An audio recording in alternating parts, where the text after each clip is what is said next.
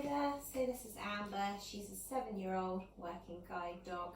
She's a Labrador cross retriever, good girl. And what we noticed on assessment was that Amber, she was a little bit restricted in her cervical range of movement into flexion and extension. So the treatment we're going to give is a dorsal ventral glide, so it's passive and intervertebral movement. We're going to be applying Maitland grade 4 because that's thought to increase range of movement. So she's not a massive fan of being handled, so we're just going to watch her for any sort of signs of any stress or aggression. So what I'm going to do, good girl, I'm going to take her head and I'm going to come onto her spinous process and then I'm going to bounce there, good girl. I'm going to bounce at 2 hertz, which is 120 beats per minute, and each one should last between 30 seconds to a minute. So I'm just getting some avoidance behaviour there. Just want to watch that.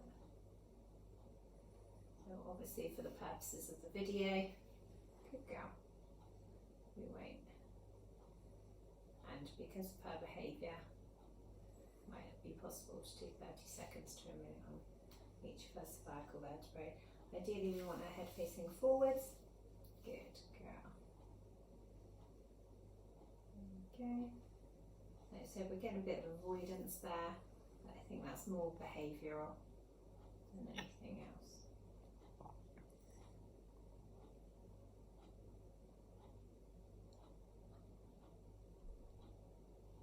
And you can see she's actually, or was actually, tolerating that fairly well.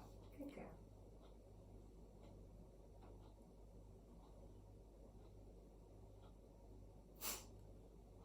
Good girl. Just had a bit of blowing there. Good girl. Get her head a bit straighter. Good girl. Again, like I said, we're just getting that avoidance. Good girl. Good girl.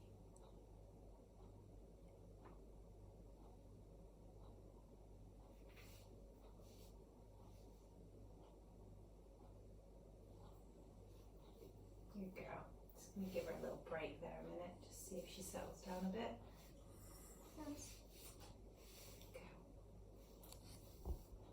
Good girl. There you go.